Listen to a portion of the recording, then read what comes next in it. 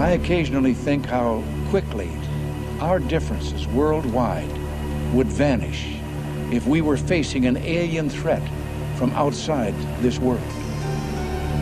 And yet, I ask you, is not an alien force already among us? Looks like you got an object right in front of you, Mark. Can you look out there? Discovery, we're sending you an orbiter to stay vector. Sparkling bed of diamonds out there. Is that a real picture, or are we just getting some video fuzz?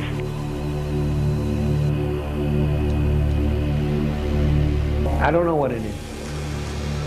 That one was really impressive. There are, on the other side of the coin, at least 5 proofs that the objects were not ice particles, therefore spacecraft. And they were either extraterrestrial or terrestrial, obviously.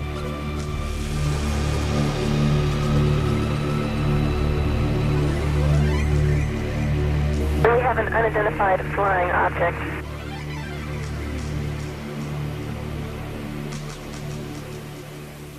For over 2,000 years, humankind has speculated that it is not alone in the universe. But it wasn't until September 1959 that American astronomers first put forward a practical, technically feasible proposition to search the cosmos for life forms other than ourselves. Less than a year after that, the idea was translated into practice. Since then, SETI, the search for extraterrestrial intelligence, has fired the imagination of millions around the world. However, the practicalities of SETI make the proverbial search for the needle in the haystack pale into insignificance. In fact, it's been calculated the quest is more akin to delving for a 2-inch bodkin in a haystack 35 times the size of Earth. All sky surveys up to a distance of 70 million light-years made at Harvard, Buenos Aires and Ohio since the 1970s have failed to detect any evidence of omnidirectional transmissions. After years of analysing hundreds of billions of signals, fewer than 100 have given the appearance of artificiality, and none of these could be relocated in repeated surveys. The world of astronomy then remains divided between the true believers, who think they will find evidence of extraterrestrial life in our or other galaxies, and skeptics who regard that, and the work of SETI in particular, as either a diversion from more important things or a gigantic waste of time, resources and money. It's a curious fact that NASA is forbidden by Congress to seek communications or signals from the very intelligent life-harbouring planet SETI hopes to find. NASA is forbidden, therefore, to spend its time, resources and money on seeking out contact with extraterrestrial intelligence. But what if that extraterrestrial intelligence were to establish contact with NASA, directly or indirectly? What then? And where does NASA and its US Congress stand when it comes to UFOs? Could a small proportion of the residual evidence, gleaned from millions of worldwide UFO observations and case histories, point to an extraterrestrial presence already in our midst? Should claims and statements made by credible professionals and observers be ignored? Should intensive and documented interest shown in the UFO phenomena by every strand of the military and intelligence community be simply tossed aside? Should countless photographs and film footage taken of the phenomenon over the years be looked upon as worthless? Should radar tapes, which have recorded the phenomenon on 400 occasions, be deemed as flawed? Should Congress then pay lip service to NASA, the scientific community at large, and its military and intelligence chiefs, or is it time that politicians began to address the most important issue of our time? Is man, as some would have us believe, a unique species to this universe? One that evolved over the eons to finally stand upright and walk this planet? One that was able in the course of less than a century to progress from horse-driven carriages to putting a man on the moon? How was this staggering technological progress achieved over such a short period of time? Is it pure coincidence, then, that midway through this period, reports of flying saucers began to emerge from around our world?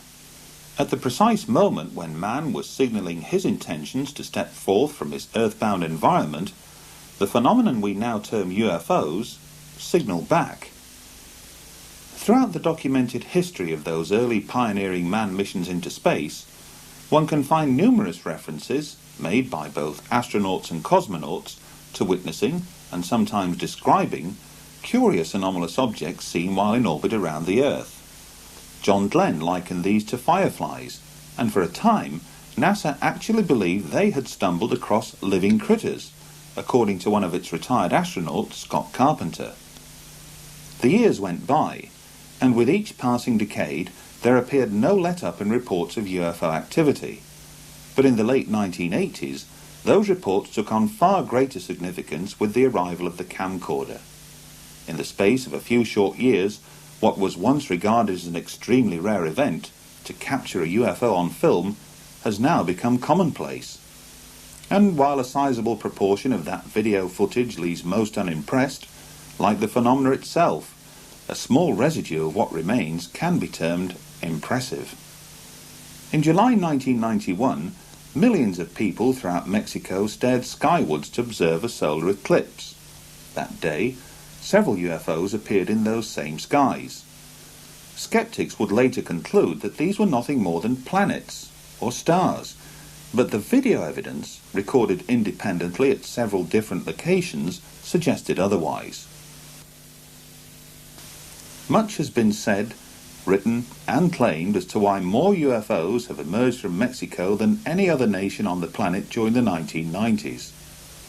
Indeed, there are those who would argue that most, if not all, of the 5,000 plus hours of amateur camcorder footage taken of UFOs in the skies above Mexico this past decade alone is nothing to write home about.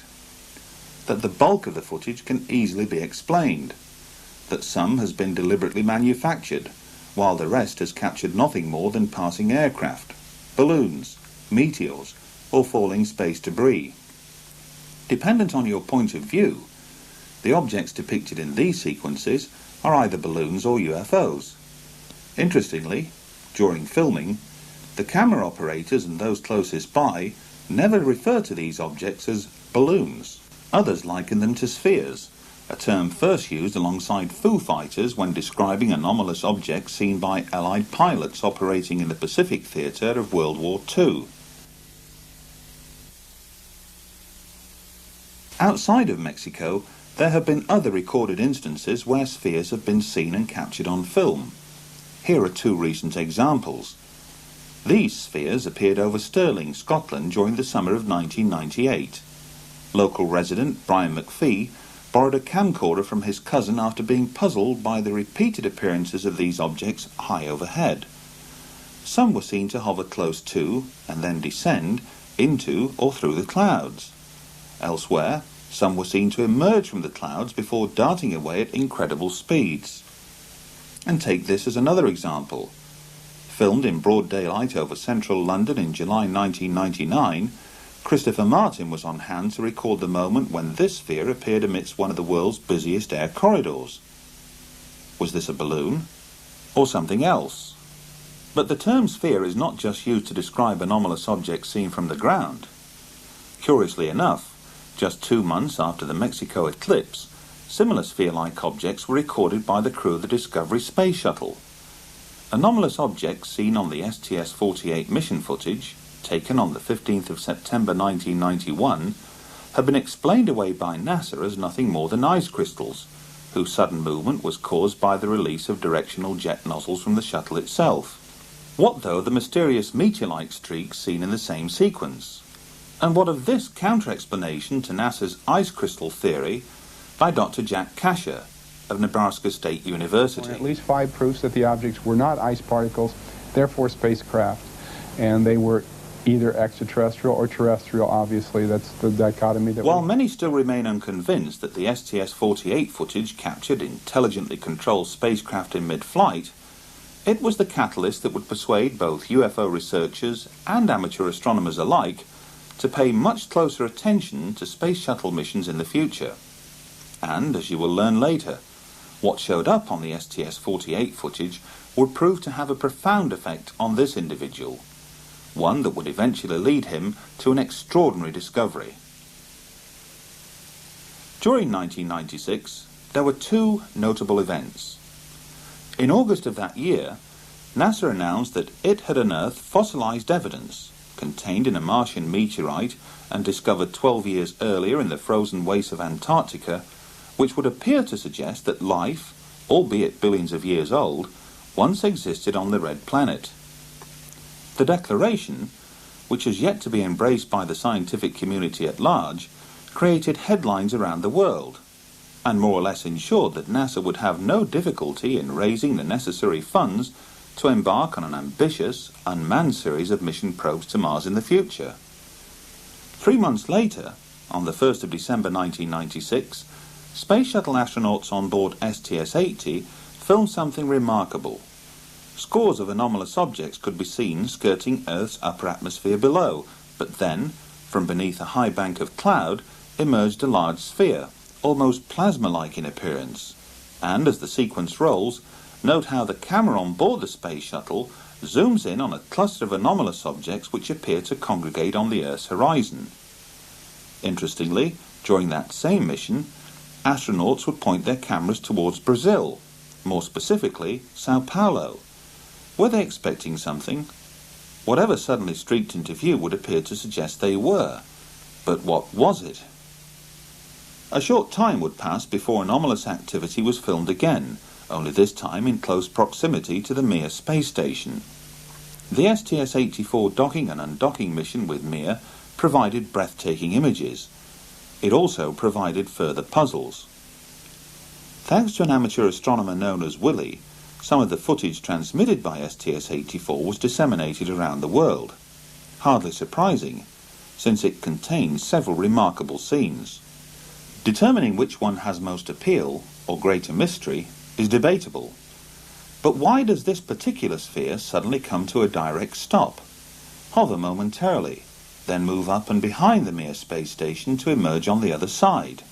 And was this appearance of dozens of anomalous objects caused by the flushing of a toilet on board the Space Shuttle, or something else?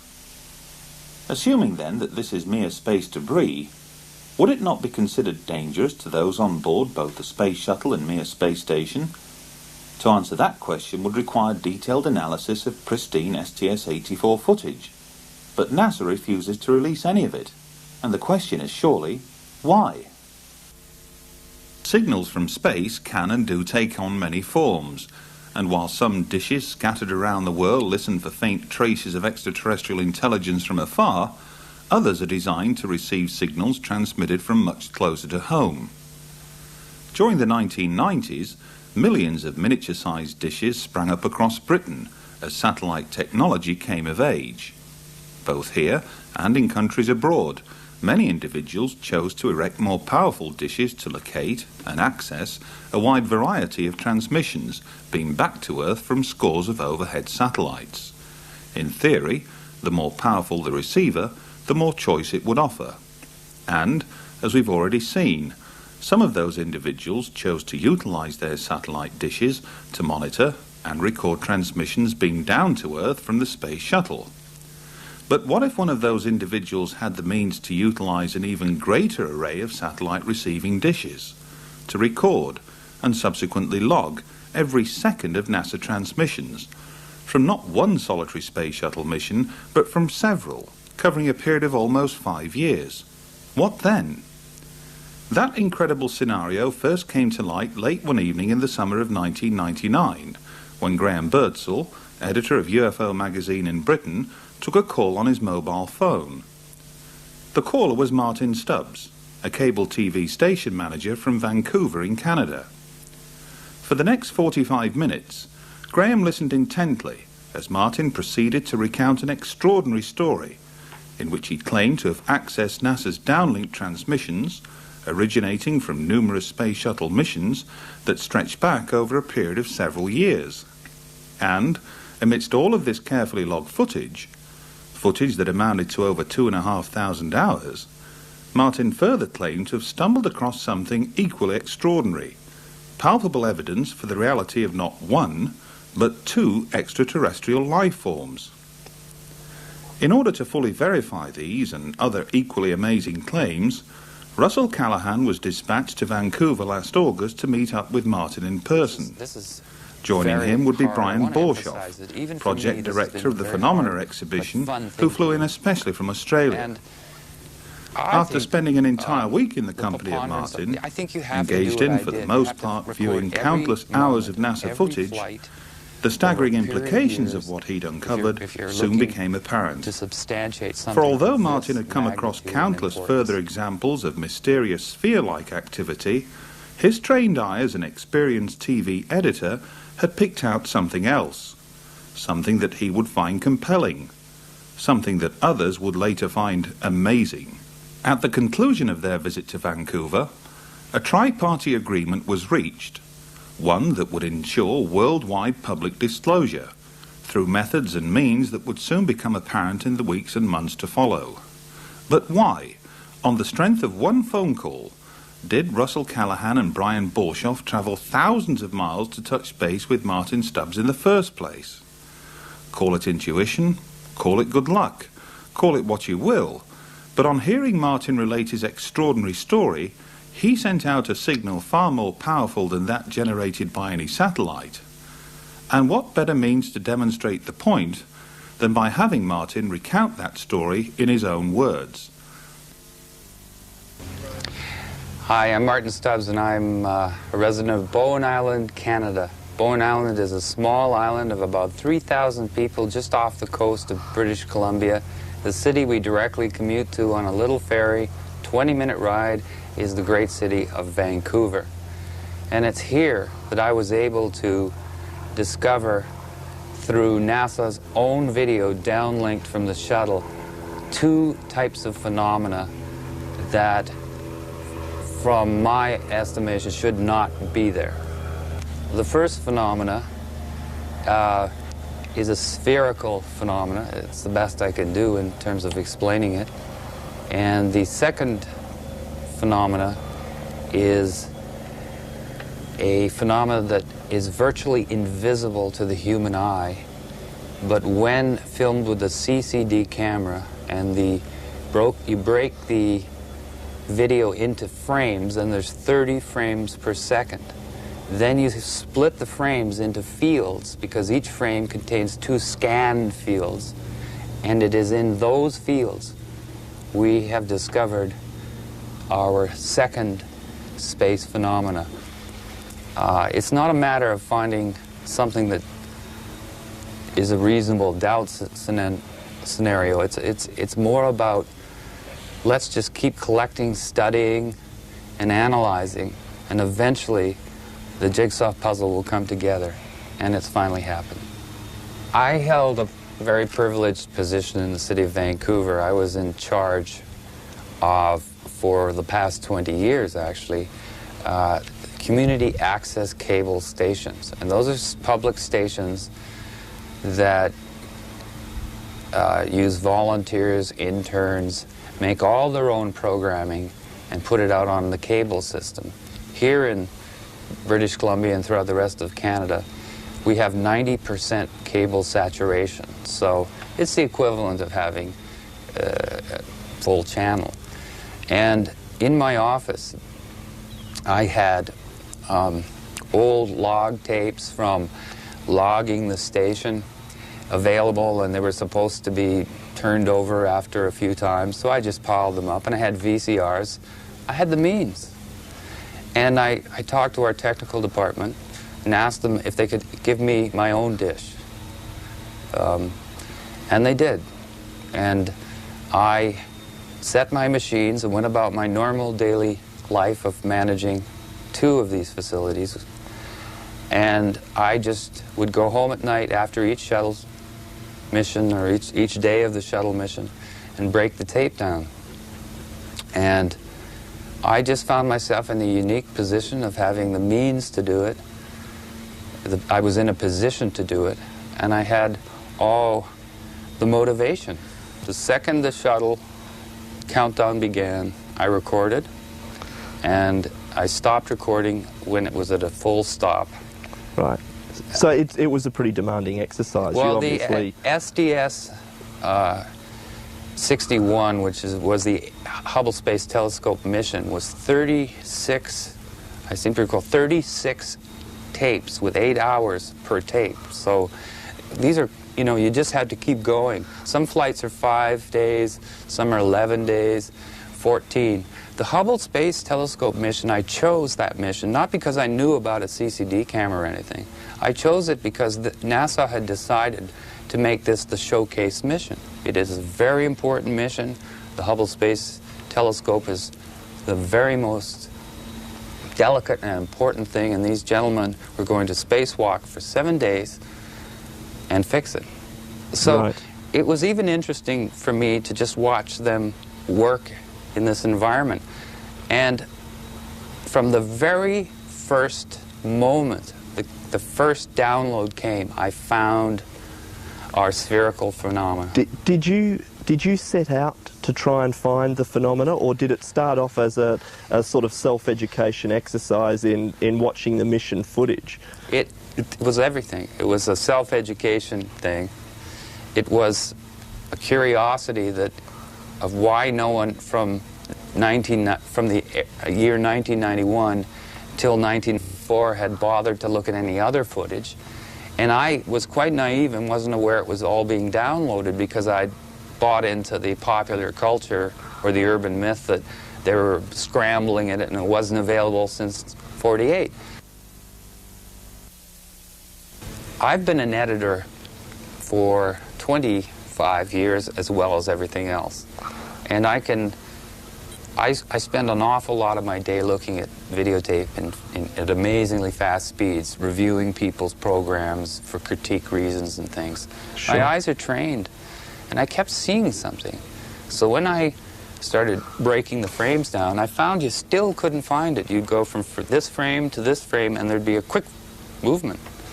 So then I had to get a videotape recorder, an SVH machine, an older model, funny enough, not the digital model, that literally, when you rolled the thing, it would break the frames into fields. And in reality, there are 60 individual pictures that make up 1 second of video.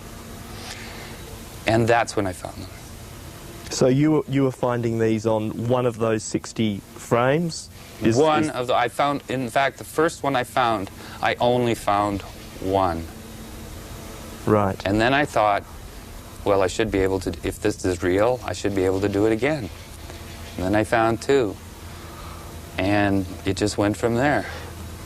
What should we really be seeing? How did you know that we were looking at something that was that shouldn't be there, that was unusual? I mean, well, the first thing is that in my career, usually in 1 second of video, no movement happens. You can look at 60 frames and, you know, the way the movement goes, not very much happens. It's not like those flip things where the little Sure. thing moves when you flip the pages. Literally in 60 of those, nothing happens. Something was happening literally between 1/30th of a second and 1/30th of a second, because there's 30 frames per second. So it was just sort of a, let's look at this. And when I found it was in a scan field, and then the way it works is it scans and scans very fast. But the phenomena seemed to have disappeared by the second scan. so it was moving very fast. Very fast. So being a manager and being in charge of a television station, part of my staff is a technical staff. So I started consulting our technicians on to destroy my discovery. I wanted them to tell me that they could You wanted be to hoaxed. critique it as heavily I wanted as them you to could. tell me this somebody could fake this. You can't. Then I took the sample, to make a long story short, eventually made it up to the scientific community and to a think tank and a behavioral lab and physicists and astrophysicists. And they kind of, they just humored me at the start. By the end of our meetings, they had their hands on the control. They were running up to the screen, and they were holding meetings. They broke the entire pixelization process down and found it was still there. So they really didn't expect to see anything in the beginning, but by the time you finished, they were excited. I think they expected probably that we'd have more of a real-time phenomena, which is still spectacular. And probably, I guess, that they felt they might be able to explain to you as something perfectly legitimate or normal for... Well, you never know who's in the Skeptic Society of British Columbia. For instance, the X-Files actor William Davis, who is the cigarette-smoking man in the X-Files, is a member of the Skeptic Society. So I never knew with these scientists what they were trying to do to me. Sure. But the amazing thing about this other phenomena, the one that's virtually, I would say it's invisible, although it isn't once you see it. You begin to see it all the time. Is it blew their minds. It blew their minds.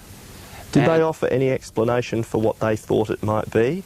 Or are they as baffled? There's a professor at Simon Fraser, Professor Weinberg, who literally said it had to be it had to be actually there, doing exactly what it was, but he could not. He said we would have to go right to NASA, and eventually we had a lecture at the planetarium here in Vancouver by one of the Hubble poobahs, the chief Hubble designers, engineers. That must have been a great opportunity. It was a great opportunity, and what was interesting is when we showed him the spherical shapes on video clips, on video stills, he was comfortable, which meant, he could throw the ice crystal theory, because it was a very small sample at that point. It was only the first time I'd ever done it.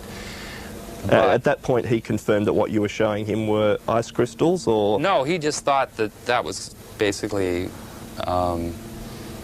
He accepted that it was a phenomena of some sort. He just... Well, they're comfortable at NASA because James Oberg, who's the NASA debunker, in my estimation, had basically briefed them all that don't worry about all this stuff you see, because that's just all kinds of stuff you don't understand about ice crystals.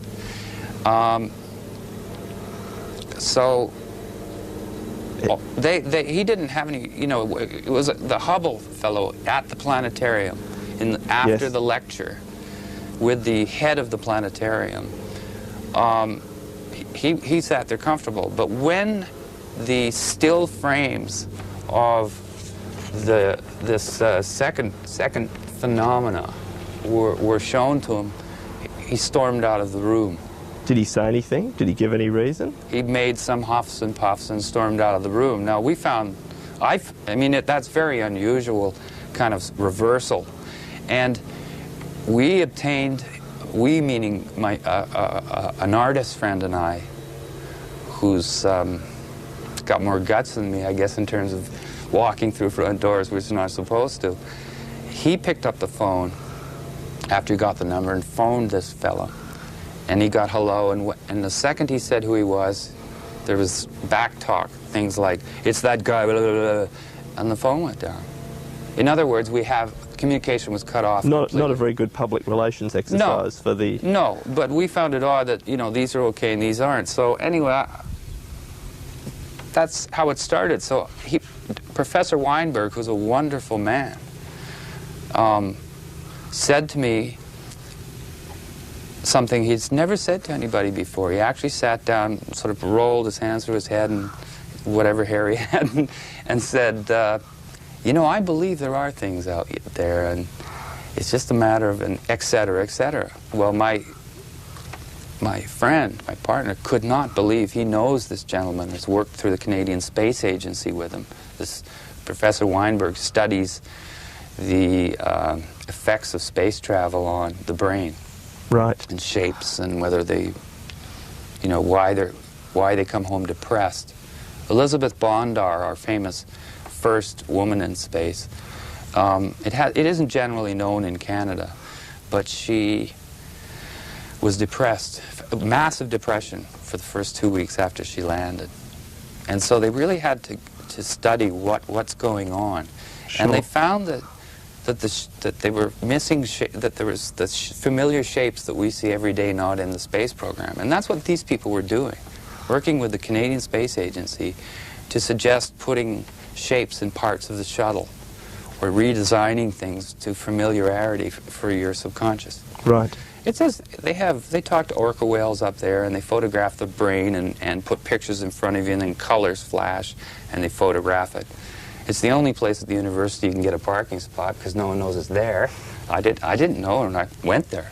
So, and he told me things. He said, get another flight, duplicate the phenomena that you've got, duplicate what you did, try to get the 2 different colors, try to get multiple ones in a shot, because the STS-61, I was quite naive, especially this second thing. And so I remembered that, and I recorded the next shuttle, and I knew what I was looking for, and I found it. You mentioned something to me earlier about the lighting conditions and the fact that you felt they were self-illuminating. Well, I needed, yes, at first I actually thought, you know, I was my own worst skeptic. I've learned that in television. You know, you don't present anything unless you're totally researched and sure. But I began to discover that these were appearing in dark, when the camera, you know, when the sun went down, when the sun came up, when there was refraction, when there wasn't refraction. I found them under every lighting condition, and my only conclusion from looking at the video and continually looking at it is obviously they're self-illuminating. Did they change at all under those different lighting conditions when apertures change or the sun goes down or the craft's in a different position? Do they appear to be any different? No, in fact they appear to differ just from every time you capture them. Sometimes you capture them when they seem to have slowed down and you see more of a craft structure. When they're moving very quickly, you'll see this long streak.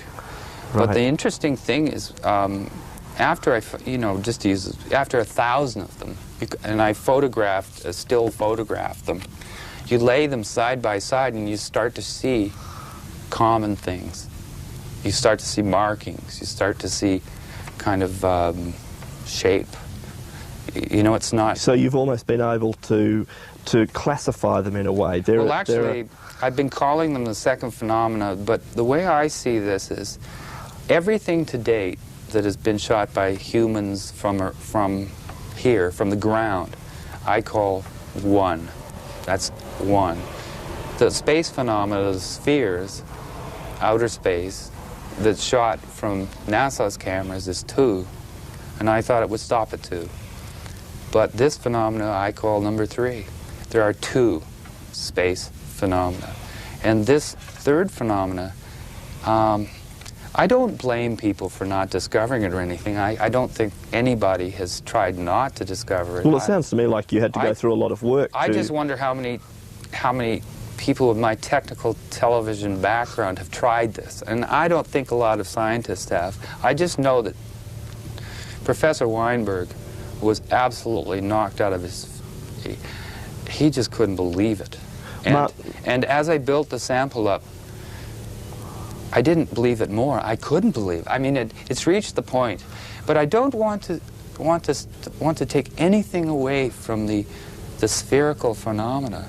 The second phenomena, to me, is absolutely unimpeachable in a preponderant sense. You know, I was quite satisfied with finding 2. What phenomena 2, the first space phenomena. Sure. And I still am. But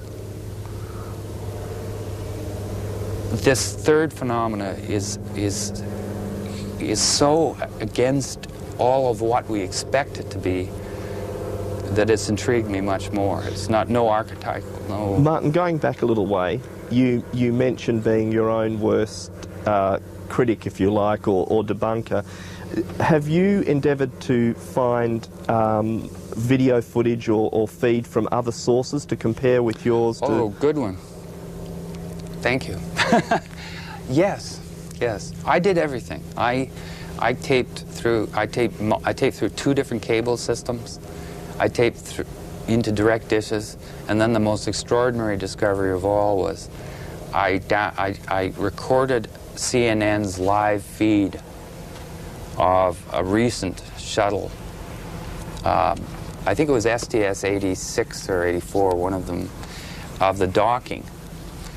And even though I guess a lot of people were looking for the spherical thing that knew about them, I was looking for the third phenomena, because I can see it now, you know, with that, my eye can catch it. And this, to me, would show that it has nothing to do with my machines, and it has nothing to do with the dishes, and this looked like good. And it also was a great chance for me to prove to myself that what you were seeing was really there. I believe that if this is there, it has to be there all the time. It can't not be there and be there. And so I figured I'd take the biggest chance of all.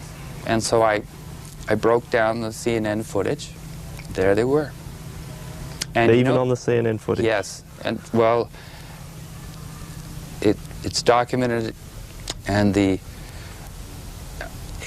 I don't think CNN even knew what they were seeing. But what stunned me is that was almost, well, how much more do you need, you know? I really did not, I didn't want to come forward with the third phenomena, but then the second space phenomena, until I was able to be absolutely certain that this had some substance to it.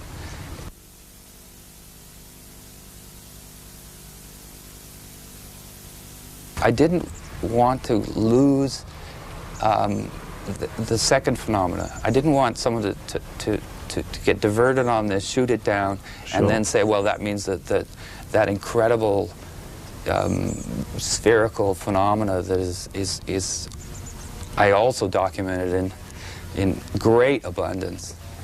I didn't want that to be dissed.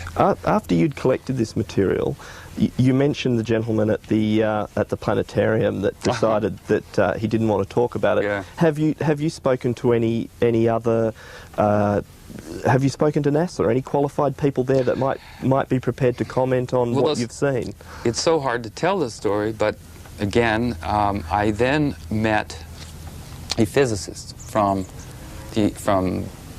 California, actually from Topeka Canyon, who used to be a part of a think tank there, red, blue, or blue-green, or something like that. Sure.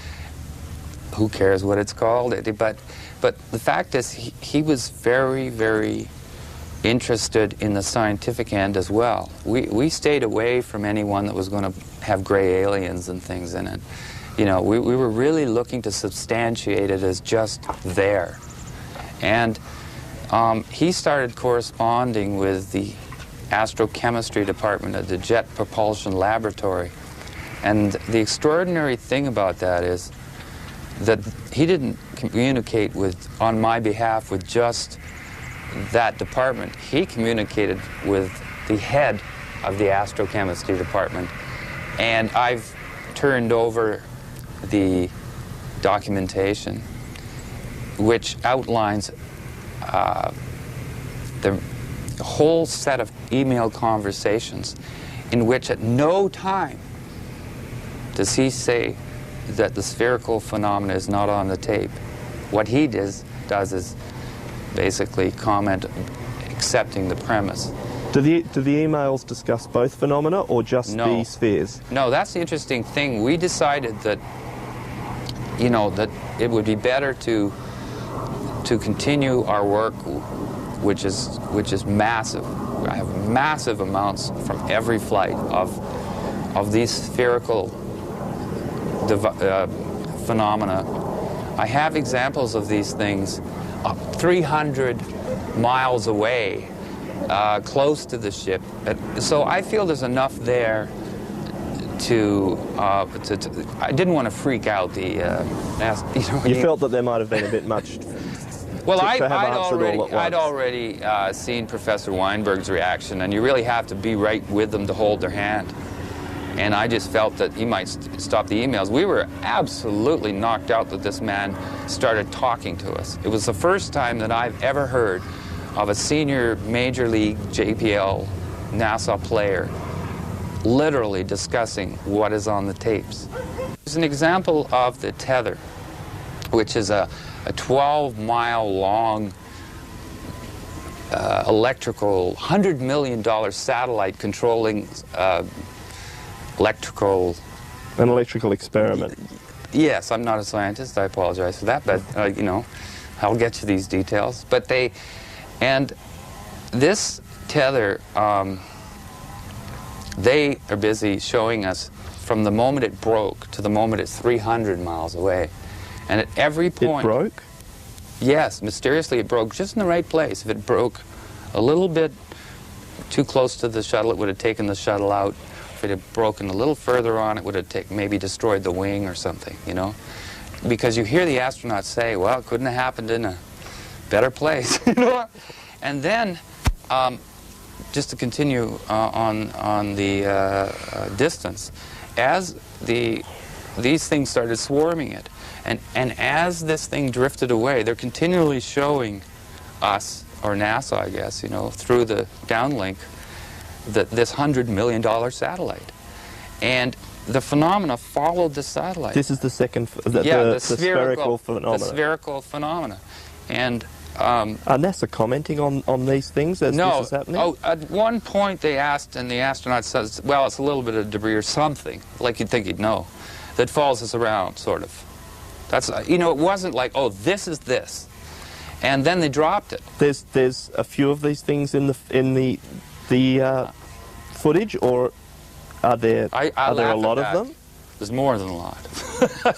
If you've ever seen a hornet's nest after you've thrown a rock at it, you know, that's what it's like. And how do you count the hornets? So they're all going in different directions. And I use tricks like fast forward, because when you go in fast forward, if they're all stars, they all go in the same direction. You know, these things are all moving. But what was very interesting is they're saying, how far is the tether? Well, the tether is now 100 miles. And they zoom with their incredible zoom in on it. And you see some of these spheres in front of the tether, and some of absolutely clearly, no problem at all, they're behind the tether. And if the tether's 12 miles, and these are half the size of the tether going behind it at 100 miles away, they're not specks of ice. Well, even for me, I find it hard to believe that they could be crystals then if they're doing but that. Again, I'm merely saying that, you know, I'd like that I'm just saying what they can't be. And I've never heard of a 6-mile ice crystal that's spotted crystal clear 100 miles away, you know, etc. So there's hundreds of those examples. Then they've called them on the different videos. One time they said they were shooting stars and meteors. Then the same phenomenon appears on the next flight, and it's ice crystals. And then the next phenomenon appears on the next flight, and it's debris. You see what I mean? They've already established it on STS-70-something that it's... I seem to remember something about fireflies at one stage from a long time ago. I believe this spherical phenomena first appeared to John Glenn as early as 1962. And he did, and it continued. We have documentation from various publications that shows that they know clearly. They didn't have an answer for 3 to 4 space flights. They had an answer to what, you know, the blue haze around the Earth is. You know, it's they had an answer to just about everything else. But there's this very interesting thing about 3 or 4 flights in, where it says John Glenn's fireflies spotted over Perth. They're still calling them John Glenn's fireflies. And we have an astronaut making the comment on the 25th anniversary of the moon flight. He says, it's hard to believe, but he says it's a fact that we thought that John's fireflies, again, Glenn's fireflies, were living critters. Now, at no time have I've read everything, and at no time have I ever heard that before, that NASA concluded originally that the fireflies were alive. So they were still calling them John Glenn's fireflies 4 flights in. There's another interesting thing. If you look at John Glenn's original photos, which I have, which he bought a camera at a Cocoa Beach drugstore, even though the shuttle or the whatever capsule that I've forgotten, even though they had a camera on that, he took his own. And when he saw the fireflies, and it's all documented, and it's even in the movie The Right Stuff, he holds the camera up while the fireflies are above his head, and he says, "I better film or you guys are going to think I'm nuts." And when you see those pictures, and you see the pictures of the shuttle today and the Mir, you see the same phenomena. Sounds Little, like it might be spherical. an interesting exercise to show John Glenn the footage that you've now got and let him comment on that. I challenge NASA, JPL, Story Musgrave, astronauts, and especially James Hoberg to debate me. Because it's one of those situations where if they haven't done the homework I've done, and they don't have the video I have, and they haven't done the research, and that they don't have a chance. I wouldn't be able to downlink what I got. I wouldn't be able to find the things I've found and do it consistently like I have been able to do if NASA really wanted to hide it. Although you did mention to me, Martin, that they shifted a satellite at one stage, or... Yes, they've done some shifty things, and there are military people as well as the non-military people. For instance, there's a flight I have where it's basically the entire flight was the control room except for the spacewalk. The spacewalk was to test the new backpacks, and it's a famous walk because the fellow flipped around, the astronaut flipped around and couldn't stop. So that's what made the news. But if you look at the whole spacewalk, and everybody in the media had the chance, there's a point where he says, "There's not, Mark, will you look out there? There's an object right in front of you." And the military fellow says, "I don't know what you're talking about." Now just think to yourself, if I said there's a bee about to sting you, wouldn't you go, "I wonder where that is," or something other than, "I don't know what you're talking about"? First of all, what do you mean you don't know what I'm talking about? If I'm in outer space and I'm flying around and my partner says there's an object in front of you, I wouldn't say, "I don't know what you're talking about," and then his next line is, "Never mind." And then the third astronaut says, "Am I missing something?" And he says, "Don't worry, the lens filter came off," now confirming the size and how close it must have been. Going, and it's flying off at 10 o'clock and 11 o'clock. Now, when they first mentioned the object, the shuttle camera, you couldn't see it. So I wasn't looking for it. They drew my attention to it. I looked, and there the object emerged. And the third thing he's saying to the third astronaut is, "Don't worry about it. Don't worry about it." You know, it's the camera filter. And then he even confirms, off 10, 11 o'clock, 10, 11 o'clock, you know. And then there's a pause, and the control room below tells him to stay vector. Shut up. Stay on course. Continue with what you were supposed to do. And then they continue as if nothing happened. As if nothing had happened. Yet it's right on tape. Audio, video, and you see the object they're referring to. So, but my point was they didn't hide that from me. They're challenging us to find it. And my only question is, how come there aren't more of us out there finding it? This is a big world, and most humans love mysteries, and the video is available, and many people have home dishes. And even though NASA moved the satellite almost onto the horizon after they found out what we were doing, we still were able to get the satellite. I just don't see, I've had no agents at my house. I've communicated with the Canadian Space Agency, but I can't, for their protection at this point, I can't give you the name, but let me just say that we ran it by our own country's space agency due to the connections we had. And what was their comment? That it was the most popular underground tape among the astronauts. You know, that it was the one they all wanted to have a copy and show their friends at night. Like, that was the reaction. This is a great tape. We love looking at it. Everyone just thinks it's the greatest. No, the Canadian Space Agency has been very cooperative. That's what I'd like to say. The Canadian Space Agency has been cooperative. I communicated with Washington headquarters and received an answer.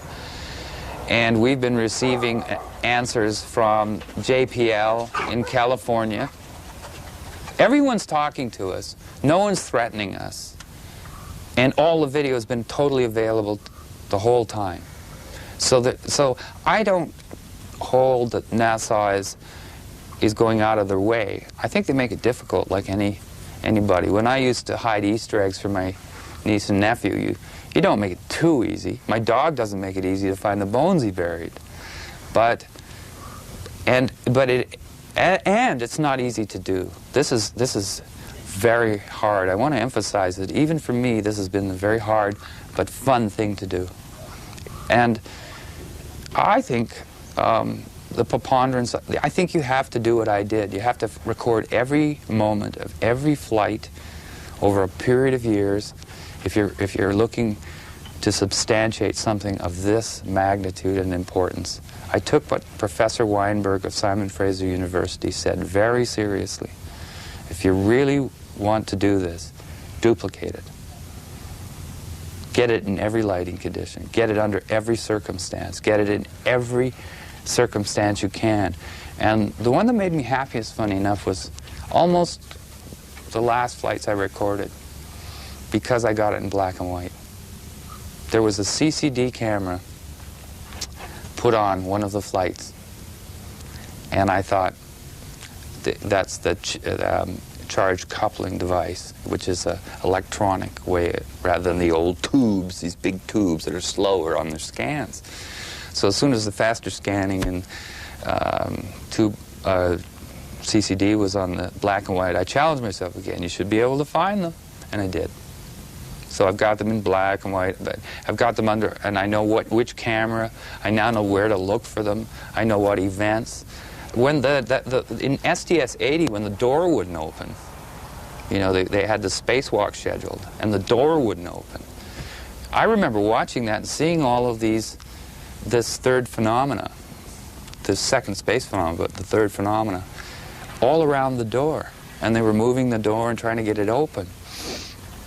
And I'd never seen this phenomena do that before.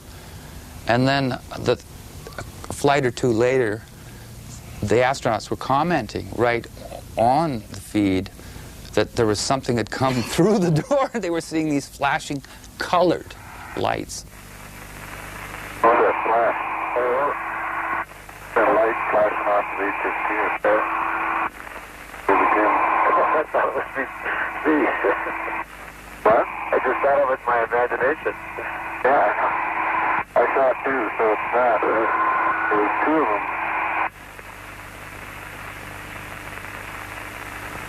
There's another one. What are they?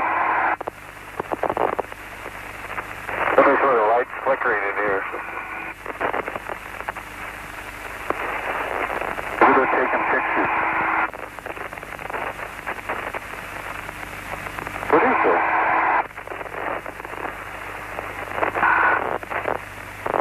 Is this thing passing in front of us?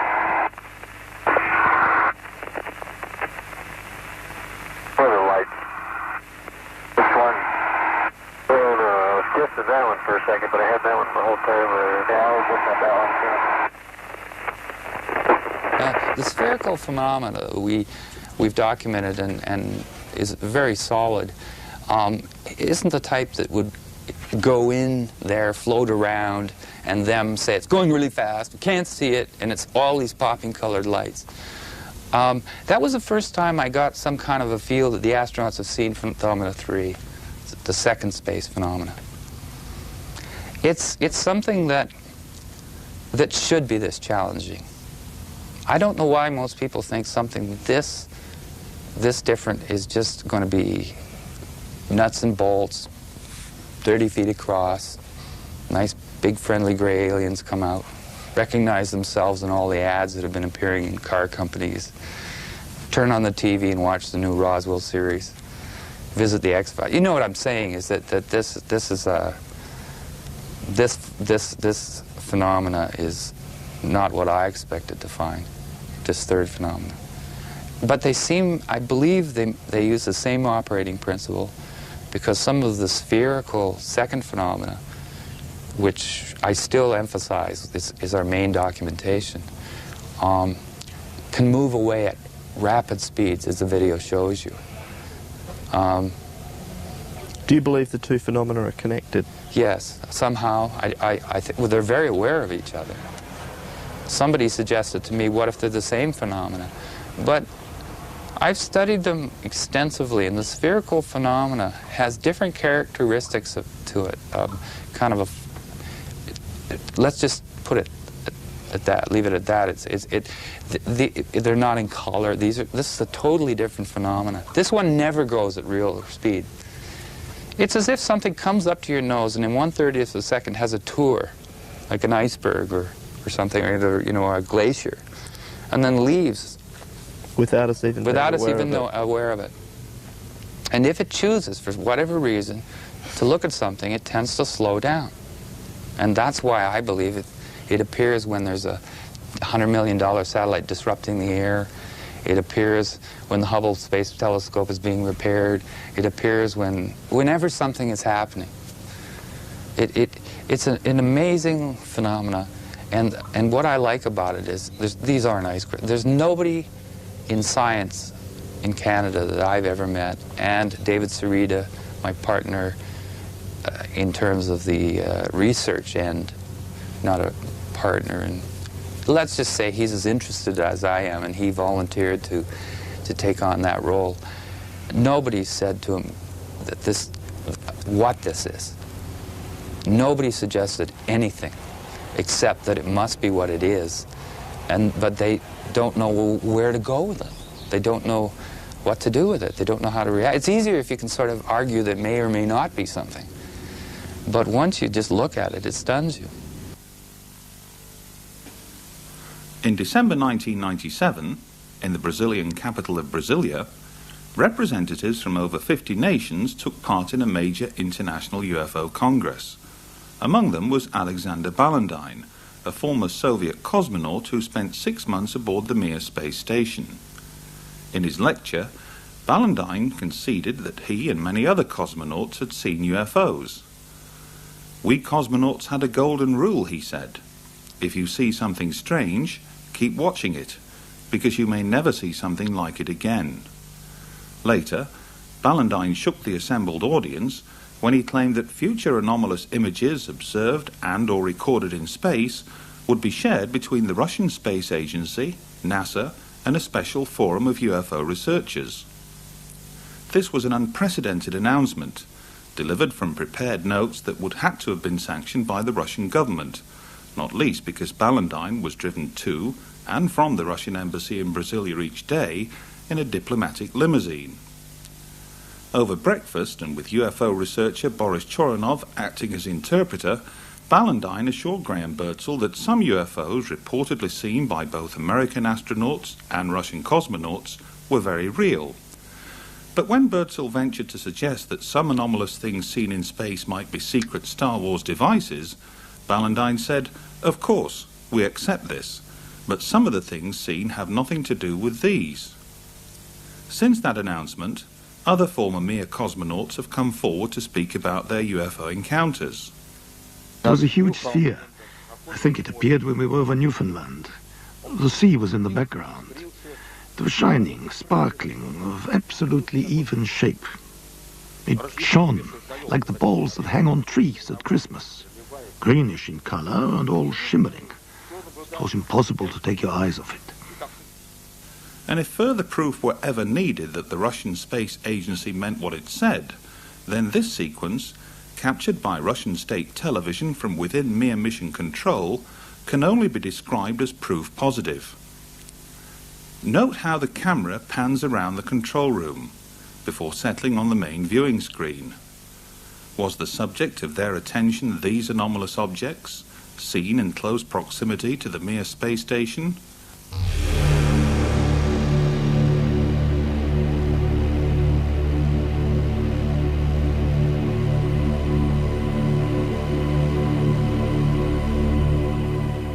Intriguingly, here's the exact same sequence, only this time recorded by Martin Stubbs from NASA's Downlink.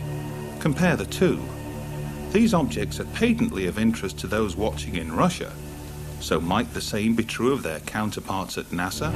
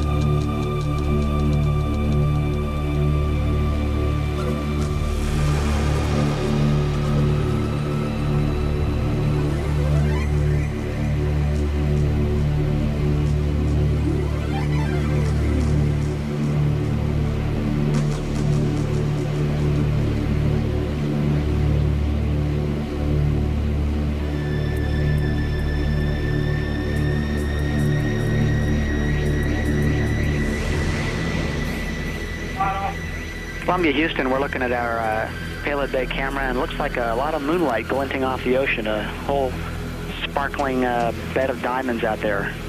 Is that a real picture, or are we just getting some video fuzz?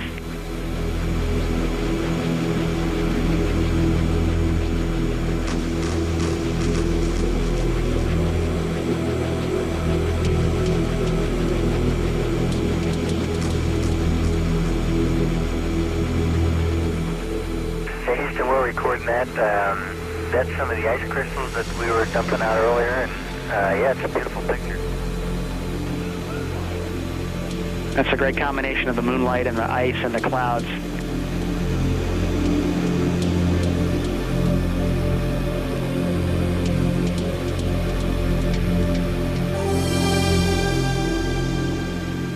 Yeah, it's a combination of moonlight making those ice crystals sparkle, and maybe as well as some of the sun starting to come up on the horizon. Well, thanks for the picture.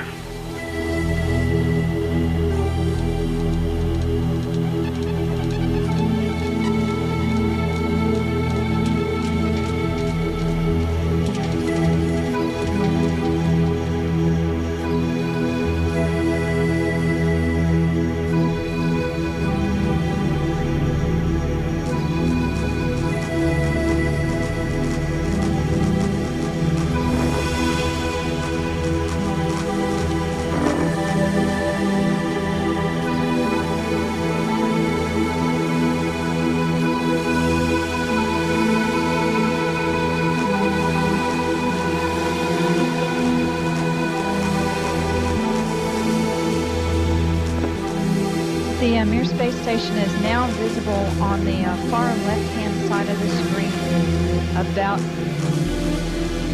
about an inch from the bottom of this particular picture.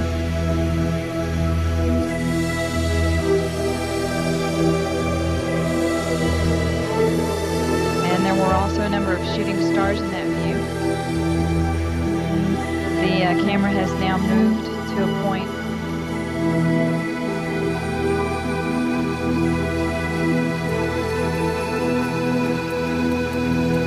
Okay, the Mir space station is the small flashing light in the center, about an inch from the left-hand side of the screen. It's slowly... Now the hell on the camera. It is slowly moving closer to the left-hand side and is has a very light flashing to it. We think on the middle of the screen, way to the left-hand side.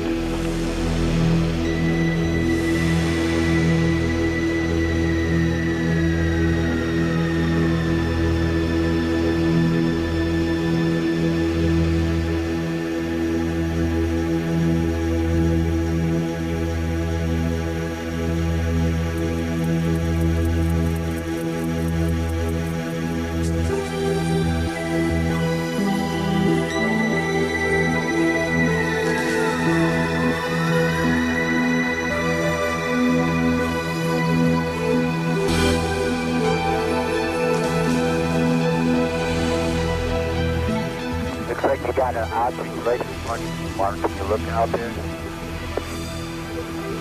I'm not sure what you're talking about. Never mind.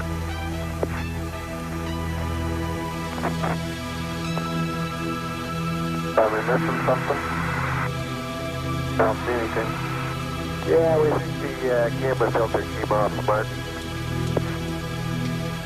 it's about your 10 o'clock, 11 o'clock going away. Don't worry about it.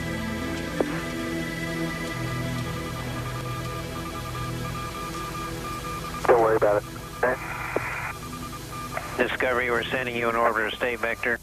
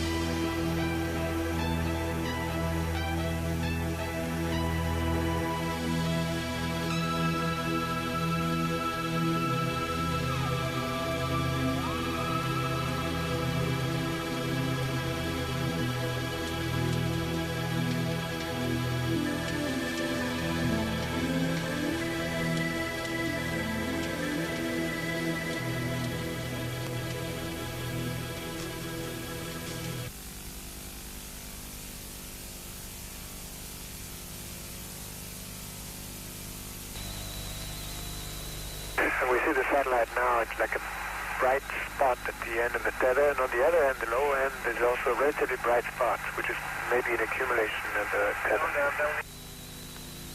And we are downlinking camera Delta now. Okay, we copied and understand as you're viewing it on the monitor, the satellite is at the top of the tether.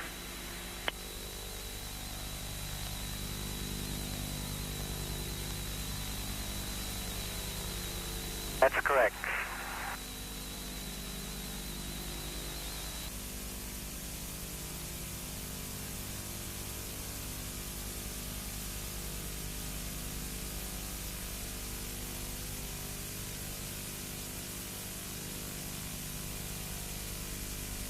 Columbia. Camera Bravo. We had the camera Bravo constantly on the tether. Unfortunately, we don't see the tip of the boom, but in a few seconds you'll see the tether break. And this one, of course, was not a 10 lead. It just recorded.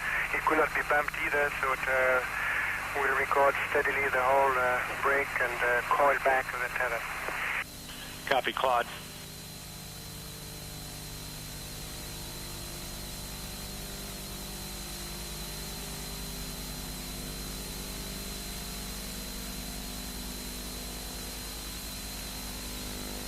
Go.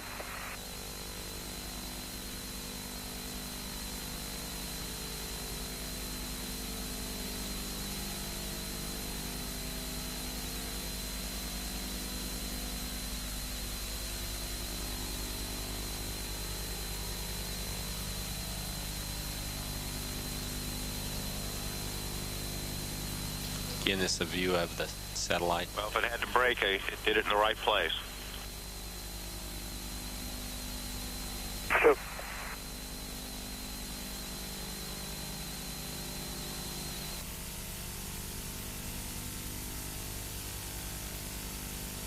The left-hand corner there, straight as an arrow.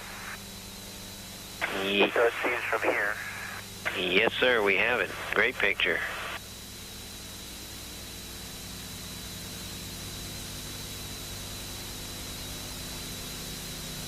It came and went pretty quick, but that was about as much as we have of it.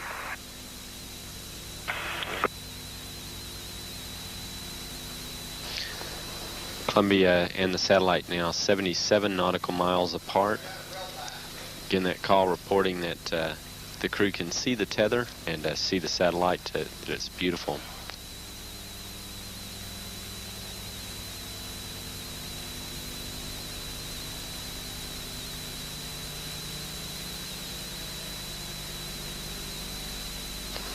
This view showing the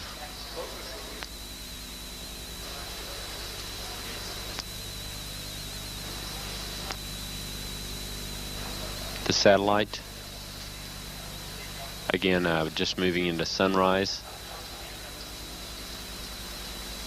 81 nautical miles now from Columbia.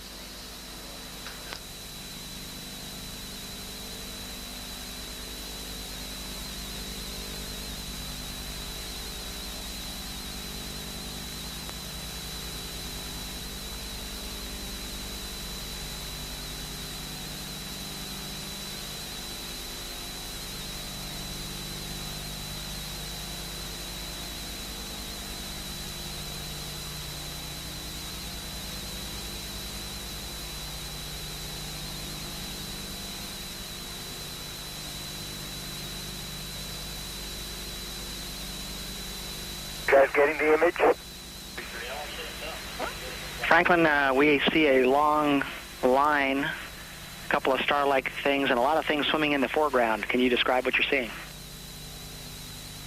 Well, the long line is a tether, and there's a little bit of debris that kind of flies with us, and it's illuminated by the sun at such low angle. So there's a lot of stray light, and it's getting washed out quickly, but Claude is trying to do a quick, good job here adjusting the cameras. Copy that. Again, that description by the crew, this is the tether in the satellite with approximately 12 miles of tether still attached to it. Columbia and the satellite now just passing over the west coast of northern Africa. The two spacecraft now 90 nautical miles apart.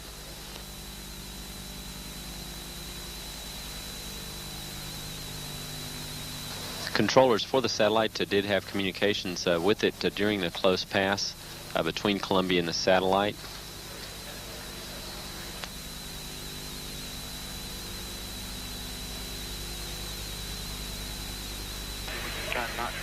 Columbia, Houston, that's a much better view, a lot more contrast visible.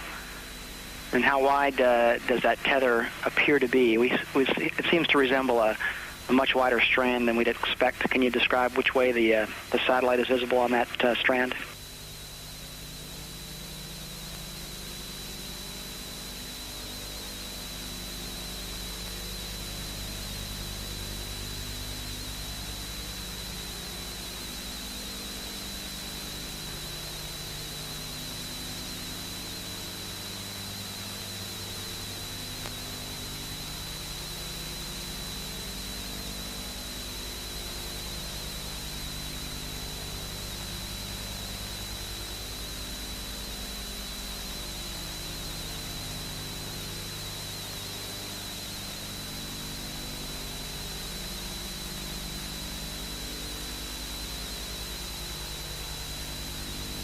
Satellite now 100 nautical miles. Charlie, completely unzoomed, and you see the full extent of the tether. I try to adjust the focus, but I can't get better than that. Okay, Claude. Thank you. I'm going to zoom in now.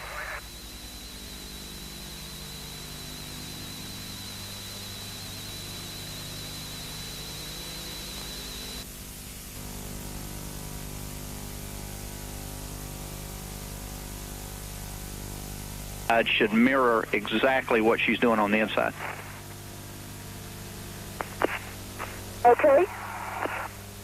Right now, the handle is installed with the tab in the unlocked position. I'm going to rotate the tab to the locked position now if you're ready. We're ready. Okay, we are fully seated in the locked position. Okay, Tammy, we didn't see any motion on the outside. If you would, go ahead and move it back to the unlocked. Okay, I'm pulling back to the unlocked, and again, it's only going about 3/4 of the way, will not lie flat, and will not seat, as I mentioned earlier. And Tammy, if you could, simultaneous with trying to put it in the unlocked position, if you would move the handle a little bit back and forth. Do that. Okay, that's in work now, Bill. Okay, and we can see the handle moving on the outside.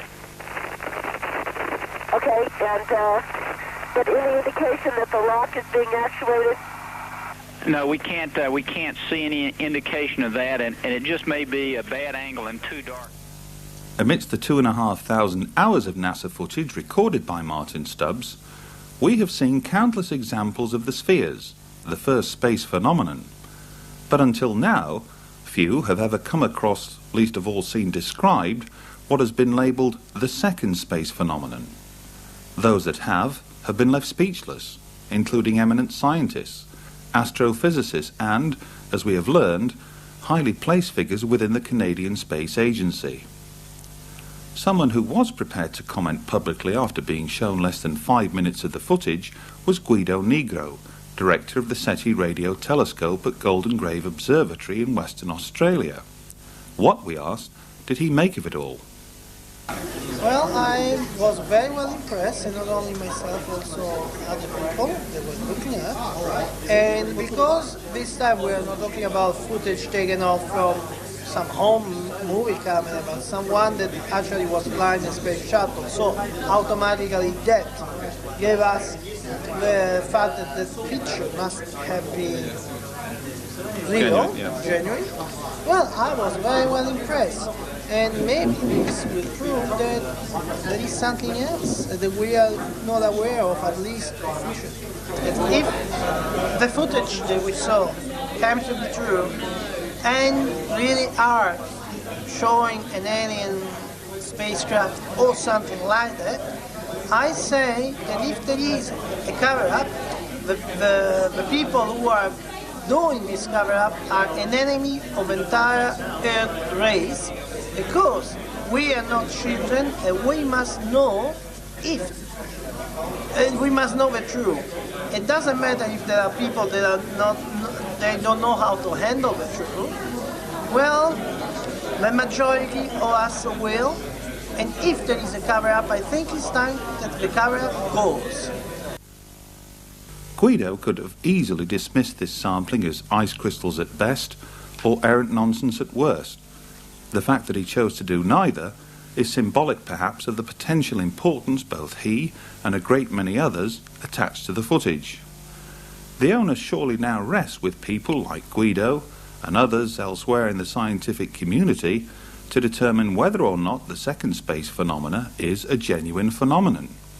And were that proven to be the case, two burning questions would need to be addressed. Is it extraterrestrial? And is it intelligent?